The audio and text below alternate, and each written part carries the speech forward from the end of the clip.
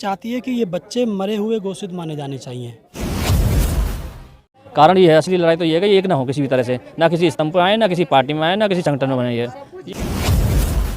ये मैसेज चला जाए समाज में कि अगर तुम लोग आंदोलन करने के लिए सड़क पर उतरोगे तो तुम मार दिए जाओगे। मरे हुए के नाम से बच्चे पीछे हट जाएंगे, लेकिन जब ये मैसेज चला जाएगा बच्चे शहीद हुए हैं, वो सॉरी हमारा जो क्रांति स्तंभ है, तो उसमें मैसेज जाएगा।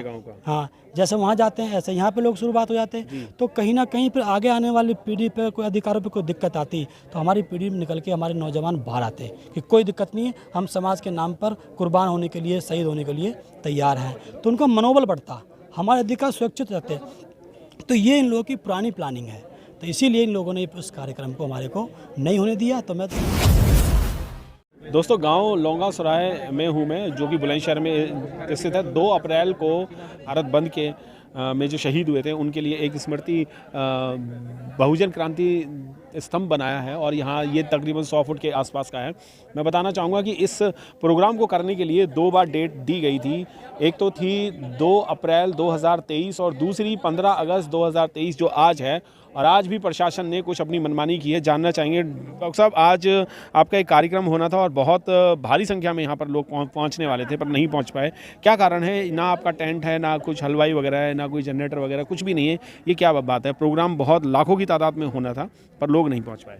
देखो, इससे पहले भी प्रोग्राम होने वाला था 2 अप्रैल को, तब भी हमने एप्लीकेशन लगाई थी परमिशन के लिए। परमिशन तब भी न दी गई, एंड टाइम पर हमें मना कर दिया कि परमिशन नहीं हो पाएगी इस कार्यक्रम के लिए। इसी तरह फिर हमने ये अब आया कि 15 अगस्त को अपना 15 अगस्त भी मनाएंगे और शहीदों का सम्मान भी हो जाएगा, साथ साथ दोनों काम हो जाएंगे। हमारे गांव में बहुत सारे शहीद परिवार हैं। एक हमारे BSF में जवान थे, वो भी शहीद हुए थे कारगिल की लड़ाई में, उनको भी साथ में जो सम्मान देना था। सारी प्रक्रिया चल रही थी, एंड टाइम पर उन लोगों ने बोले परमिशन नहीं होगी। सारा यहाँ पे प्रशासन कल आ गए, सारे टेंट वेंट खुड़वा दिए, जनरेटर सब। और मैंने तो सुना कि परमिशन तो आपकी हो चुकी थी पहले। नहीं, परमिशन की एप्लीकेशन दे दी थी उन्होंने, बोल दिया था, आसमान दे दिया कि परमिशन हो जाएगी। खुद जो बोला था कि आप कल को आ जाओ, 2 ही आदमी भेज देना, आपकी परमिशन हाथ में आ जाएगी, आपकी चिंता ना करो। लेकिन वो उनकी चाल थी, ऐसा कुछ नहीं था। उन्होंने चाल में मिसगाइड किया।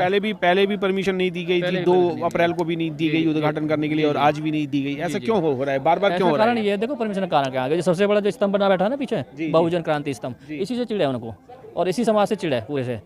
बात यह कि दलित कुचित समाज हो, कुछ भी कर ना पाए, कोई भी ऐसा काम नहीं कर पाए जो इनका नाम सम्मान कहीं बढ़े।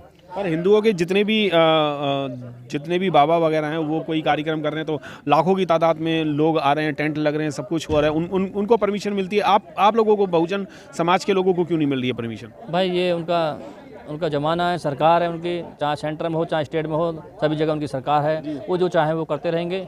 अब हमारे लोग अभी संघर्ष के वो हैं, आदी हैं, तो संघर्ष करते रहेंगे जीवन भर, सत्ता मिले ना मिले, लेकिन संघर्ष चलता रहेगा।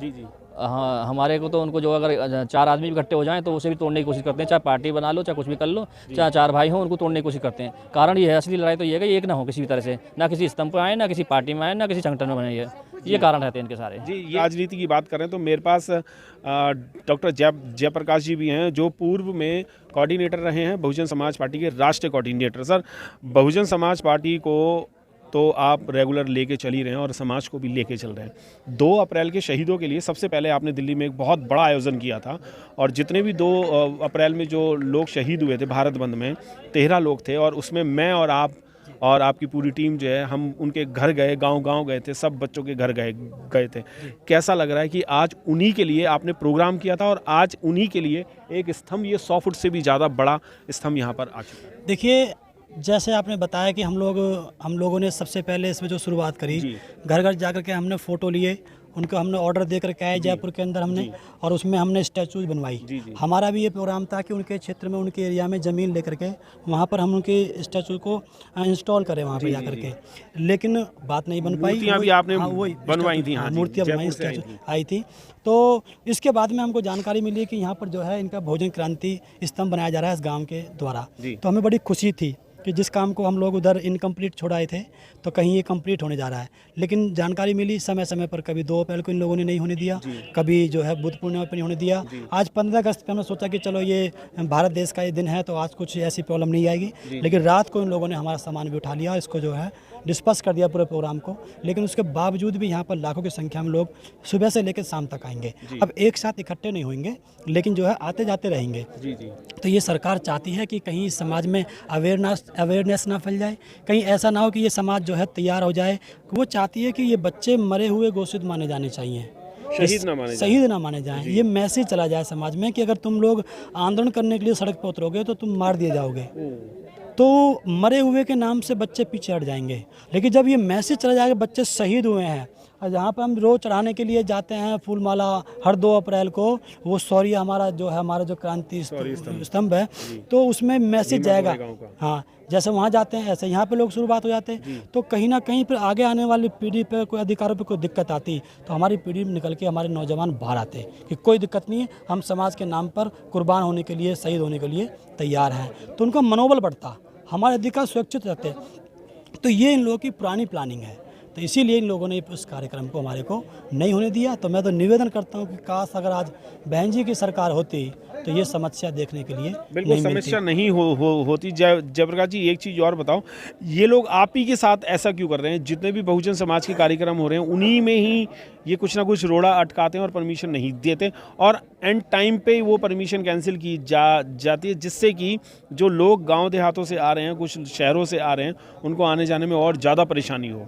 जी बिल्कुल, देखिए आपने बताया भी कि अगर बीजेपी माइंडेड, हिंदुत्व माइंडेड या जो लोग हैं, इस प्रकार के जो लोग हैं, अगर ये कार्यक्रम करते हैं, पहली बात तो इनको परमिशन पहले मिल जाती है जी, घर आकर के देते हैं इनके अधिकारी जी, ठीक है जी। इनके दूसरी बात, अगर 1% नहीं भी ले पाते हैं और वो प्रोग्राम भी करते हैं तो उनका प्रोग्राम बखूबी करवाते हैं वो लोग। वहाँ कोई डिस्टर्बेंस नहीं आती, पैसे भी देते हैं, करोड़ टेंट भी लगवाते हैं, करोड़ों रुपए की उनको गिफ्ट भी करते हैं, गाड़ी उनको गिफ्ट करते हैं, सारा उनके सिस्टम लग जाता है उनका।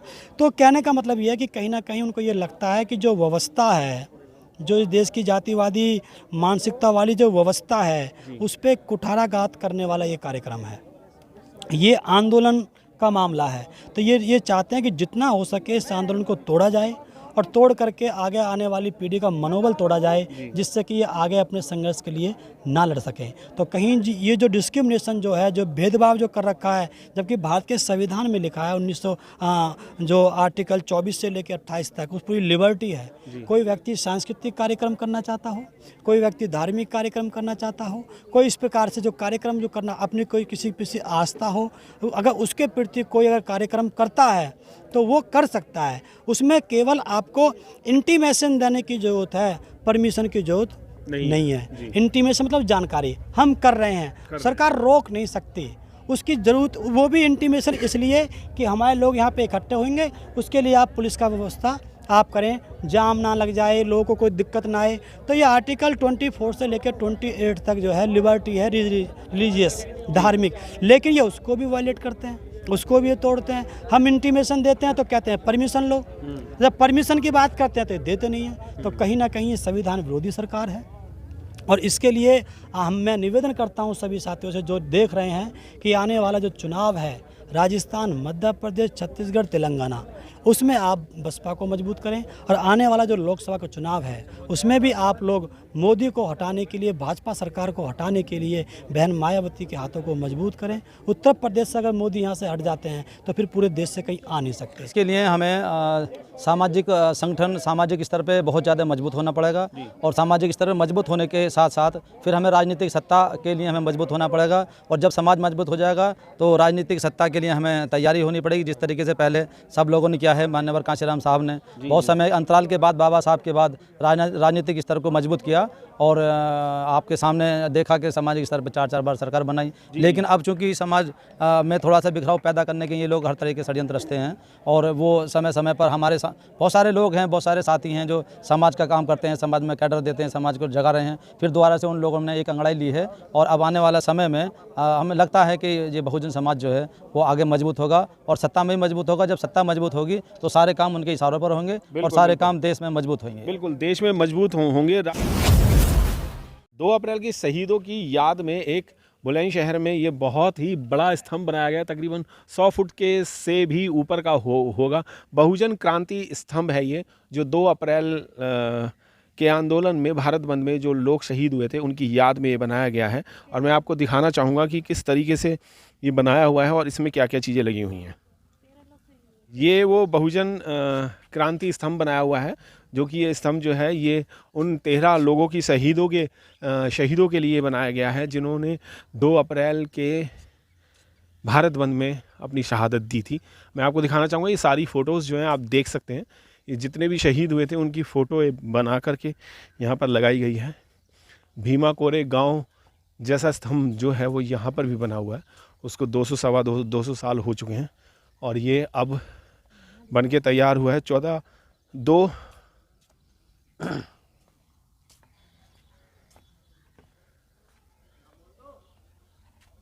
ये प्योर वाइट पत्थर से बनाया गया है, संगमरमर के पत्थर से बनाया गया है। और ये संगमरमर के पत्थर से पूरा आप देख सकते हैं कि ये पूरा जितना भी ये यहाँ पर ज़मीन है, ये सारी ज़मीन जो है वो इसी के लिए बनाई गई है।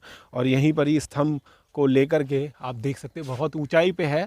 सम्राट अशोक की फ़ोटो लगी हुई है, तथागत गौतम बुद्ध की लगी हुई है और यहाँ पर धम्म चक्र भी बना हुआ है। भारतीय संविधान की विशेषताएँ जो हैं वो भी इसमें दी हुई हैं। और जितने भी लोग शहीद हुए थे उनकी शहादत को नमन करने के लिए ही ये यहाँ पर स्तंभ बनाया गया है।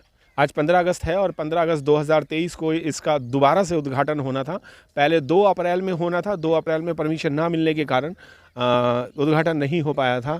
फिर दोबारा एक एप्लीकेशन लगाई गई और इसको दोबारा से आज के दिन 15 अगस्त 2023 के दिन के लिए घोषणा हुई थी, पर प्रशासन की कल रात को ही ऐसी कुछ यहाँ पर गतिविधि रही कि जितने भी टेंट वगैरह थे वो सब हटा दिए गए हैं और जितनी कुर्सियाँ थीं वो भी सब हटा दी गई हैं और ये प्रोग्राम उन्होंने कैंसिल कर दिया। रात ही इसकी मंजूरी कैंसिल हुई है और यहाँ पर कई सैकड़ों की तादाद में लोग कल रात भी पहुँच चुके थे। जय भीम, नमो बुद्धाय। मिलेंद्र गौतम, बुलंदशहर से।